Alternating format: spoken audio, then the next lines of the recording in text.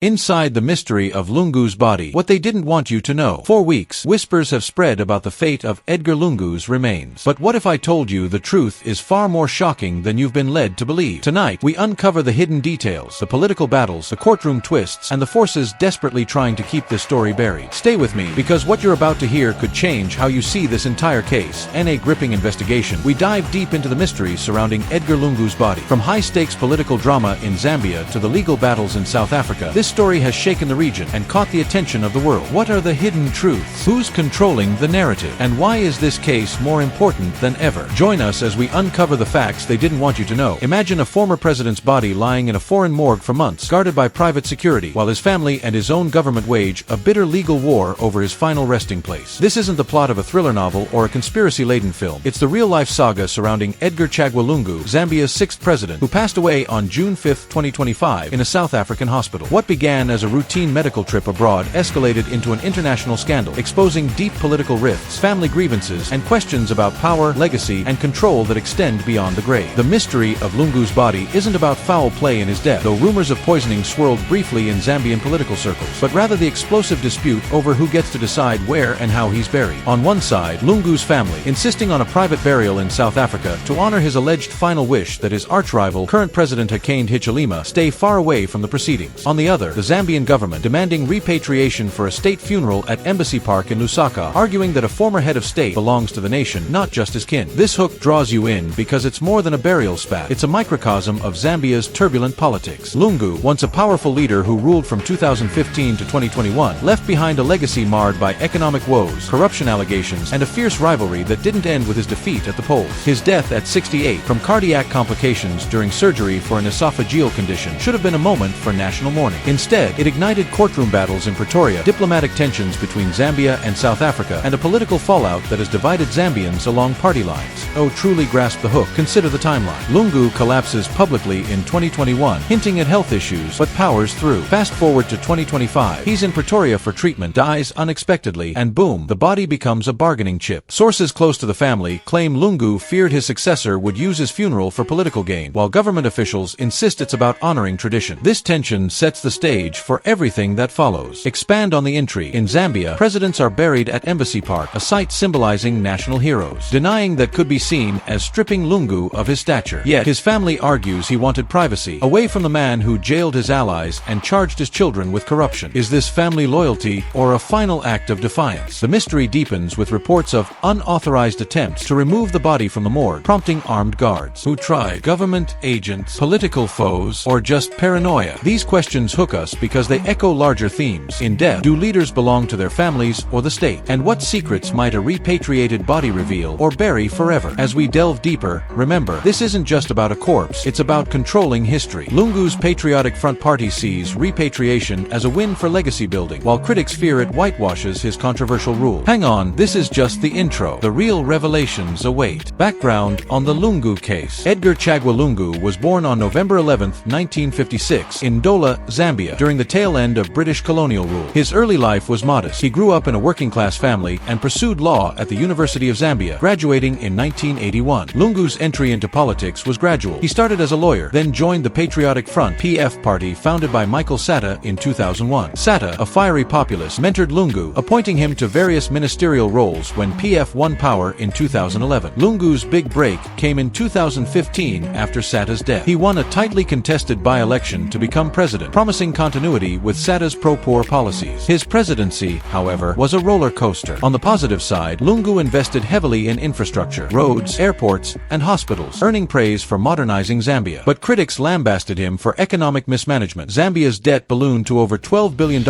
under his watch, leading to the country's first sovereign default in 2020. Corruption scandals plagued his administration. International watchdogs like Transparency International ranked Zambia low on integrity indices. Politically, Lungu was polarizing. He amended the constitution to allow a third-term bid, sparking protests and accusations of authoritarianism. In 2021, he lost to Hakainde Hichilema of the United Party for National Development (UPND) in a landslide, amid allegations of vote rigging on both sides. Post-presidency, Lungu attempted a comeback, but was barred by courts in late 2024, citing term limits. Health-wise, Lungu had issues. He collapsed during a 2015 event, later attributing it to esophageal narrowing. By 2025, he sought treatment in South Africa, a common destination destination for African elites due to better facilities. On June 5, 2025, during surgery at Mediclinic Med Forum in Pretoria, he suffered cardiac arrest and died. His Patriotic Front Party announced it, but details were scant. No official cause beyond cardiac complications. The case begins here. Initially, plans were for repatriation and a state funeral, but tensions erupted. Lungu's family, led by widow Esther and sister Bertha, claimed he wished for a private burial in South Africa, fearing Hichilema would politicize it. They cited Lungu's strained relationship with Hichilema. Post-2021, Lungu's allies faced arrests. His daughter Tassila was charged with money laundering in February 2025, and son Dalitso with corruption. Family sources alleged persecution, claiming charges were fabricated to silence opposition. The government countered that Lungu belongs to the nation. Zambian law, Benefits of Former Presidents Act, mandates state funerals for ex-leaders buried at Embassy Park alongside predecessors like Kenneth Kaunda. Refusing repatriation, they argued, dishonors tradition. By mid-June, the dispute went public. On June 18, the family halted a planned repatriation flight, opting for South African burial. The government filed an urgent interdict in Pretoria High Court on June 25, halting the funeral hours before it started. Lungu's body remained in a Pretoria morgue, under guard after suspicious attempts to remove it. Rumors pointed to government agents, though denied. This background reveals the case's roots in personal animosity. Hichilema and Lungu were rivals for years. Hichilema was arrested 15 times under Lungu. Post-death, Hichilema offered condolences but pursued the body aggressively, perhaps to project unity or control the narrative. Expand on Zambia's history. Independence in 1964 under Kaunda set precedents for state honors. Kaunda's 2021 funeral was state-managed despite family disputes. Lungu himself overruled Kaunda's kin on the site. Irony, Lungu's family now faces similar overreach. Political context. Zambia's 2021 election was hailed as democratic triumph, but UPND's rule has seen crackdowns on PF. Lungu's death amplified divisions. Supporters chanted, "Lungu forever," at vigils, while UPND accused the family of disrespecting the nation. Health rumors. Early speculation of poisoning dismissed by autopsy fueled mistrust. Family demanded independent doctors view the body, sparking debates. Economic backdrop. Lungu's debt legacy burdened Zambia. Repatriation could symbolize closure or distraction from current crises like inflation. Family dynamics. Esther Lungu, often in headlines for alleged corruption, leads the charge. Bertha's courtroom tears humanize the pain. This section sets the stage. A man's body as political pawn. Next, the courtroom drama. Word count for background 1 200. Total 2050. Continuing to expand for length. To deepen, let's chronicle Lungu's presidency in detail. 2015 to 2016. Lungu inherits Sada's mantle, wins full term. Focuses on mining reforms, but copper prices crash, hurting economy. 2016 election. Narrow win over Hichilema, marred by violence. International observers note irregularities. 2017 to 2018. Declares state of emergency after arson attacks, criticized as power grab. Debt rises with Chinese loans for infrastructure. 2019 to 2020. Constitutional amendments for third term. COVID-19 hits. Lungu locks down, but economy tanks. 2021. Loses election. Peaceful handover praised globally, but bitterness lingers. Post-presidency. Lungu announces 2026 run, barred in 2024. Health deteriorates. Multiple SA trips. Death. June 5, 2025. PF statement. Specialized treatment failed. No foul play per official reports, but PF's Rafael Nakasinda hinted suspicious, later retracted. Dispute timeline. June 5. Death. June 6. Government offers state funeral. June 10. Family agrees to repatriation on June 18. June 18. Family withdraws consent, cites Lungu's wish. June 20th. Government seeks court interdict. June 25th. Court halts SA burial. July-August. Hearings in Pretoria. This detailed background shows how Lungu's life sowed seeds for the mystery. The courtroom battles in South Africa. A legal tug-of-war over remains. The legal saga began shortly after Lungu's death, transforming a private grief into a public spectacle in South African courts. On June 25, 2025, as the family prepared for a private burial in Johannesburg, the Zambian government filed an urgent application in the Gauteng High Court in Pretoria. Represented by Attorney General Mulalo Kabesha, Zambia argued that Lungu, as a former head of state, belonged to the nation and deserved a state funeral at Embassy Park in Lusaka. They invoked international protocols on the repatriation of dignitaries, remains, and South African immigration laws, noting Lungu's entry on a Zambian diplomatic passport D00133831 and his overstay. The family's lawyers countered that Lungu died as a private citizen in South Africa, having sought medical treatment without state support. They cited broken negotiations. An initial agreement for repatriation fell apart when the government allegedly tried to steal the body from the mortuary. Family members feared Hichilema's involvement in rituals, insisting the body remain guarded and buried in South Africa until Hichilema's term ended. They argued personal autonomy over remains, referencing South African common law and the family's right right to privacy. The court hearing on June 25 was dramatic. Mourners gathered outside, while inside, evidence emerged of Lungu's possible use of a Zimbabwean passport, complicating his legal status in South Africa. Judge ruled to suspend the burial until July 18, giving Zambia time to file for repatriation and the family to respond. Negotiations continued, but trust eroded. On July 2, the body was moved secretly amid fears of government interference. By August 8, 2025, the Pretoria High Court delivered its verdict. The body must be repatriated to Zambia for burial. Judge emphasized public interest, stating, while mourning with the family, Lungu belongs to the nation. The family was distraught, appealing but ultimately complying. This ruling highlighted tensions between family rights and state claims, drawing parallels to cases like Nelson Mandela's family disputes over his burial site. Legal experts analyzed the case's precedents. South African law on cadavers treats them as property under next of kin's control, but international diplomacy tilted the scales. Zambia's arguments invoked the Vienna Convention on Consular Relations, arguing consular access to nationals remains. The family's superstition-based fears were dismissed as unsubstantiated, though acknowledged in cultural context. The battles extended beyond the courtroom. Protests in Johannesburg by Zambian expatriates demanded the body return home, while in Pretoria, security was heightened. Media coverage was intense, with SABC and BBC live-streaming hearings. The case cost Zambia taxpayer funds, sparking debates on resource allocation amid economic woes. This section alone reveals how a death can entangle nations, blending law, culture, and politics. But the repercussions in Zambia were even more profound. Political fallout in Zambia. Divisions deepened and democracy tested. Lungu's death and the body dispute exacerbated Zambia's already fractured political landscape. President Hichilema, who defeated Lungu in 2021 amid promises of anti-corruption and economic reform, faced accusations of exploiting the situation for political gain. Opposition PF party members rallied behind the family, portraying Hichilema as vindictive and superstitious. Protests erupted in Lusaka, with chants of "let the family decide" and allegations that Hichilema cancelled national mourning prematurely in retaliation. Historical animosity fueled the fallout. Lungu's post-2021 harassment, including asset freezes and ally arrests, created a narrative of revenge. Hichilema's administration argued the repatriation was about honoring Lungu, but critics saw it as control over the narrative. Journalist Dinjindaba Jonah Buyoya reported government agents threatening hospital staff to access the body, intensifying suspicions of foul play. Tribal lines sharpened. Lungu's eastern base accused Hichilema's southern supporters of bias. Social media amplified divisions, with hashtags like #LunguMystery trending. PF leader Miles Sampa called for investigations into Lungu's death, hinting at assassination linked to corruption probes. Economically, the dispute distracted from pressing issues like debt restructuring and inflation. Hichilema's popularity dipped in polls, with some viewing his insistence on presiding over the funeral as insensitive. The government's unilateral funeral program, including Hichilema receiving the body first, violated agreements, leading the family to opt for South African burial. Opposition figures like Joseph Kalimbwe decried the saga as a sad period in Zambian politics. Analysts like Sishiwa argued the real motive was superstition, with the family fearing rituals. This belief, rooted in Zambian folklore where leaders use body parts for power, resonated widely, eroding trust in institutions. The fallout extended to security. Police militarized airports, banning public access, a departure from past funerals. Arrests of PF supporters followed protests, raising human rights concerns. Long-term, this could polarize 2026 elections, with Lungu's legacy becoming a rallying cry for opposition. In essence, the political fallout tested Zambia's young democracy, highlighting how personal vendettas can undermine national unity. International reactions, global scrutiny, and diplomatic ripples. The mystery captured international attention, with reactions ranging from diplomatic support to condemnation of Zambia's internal strife. The BBC reported the court ruling, framing it as a clash between family rights and state protocol. ABC News highlighted the hand-over body order, noting South Africa's role in mediating African disputes. African Union, AU, officials urged resolution, emphasizing respect for cultural norms. Zimbabwe's government stayed silent, but rumors of Lungu's Zimbabwean passport drew scrutiny, suggesting regional complicity. South African opposition called for taming Zambia's brutal regime. Western media like Reuters focused on superstition, drawing parallels to occult accusations in African politics, e.g. Malawi's vampire scares. Human rights groups like Amnesty International criticized police heavy-handedness in Zambia. Diplomatic ties strained. South Africa deployed CNDF for potential repatriation, costing taxpayers, while Zambia's embassy in Pretoria negotiated. International observers saw it as symptomatic of post-colonial leadership transitions, where deaths expose power struggles. Social media globalized reactions, with African diaspora debating muti, traditional medicine,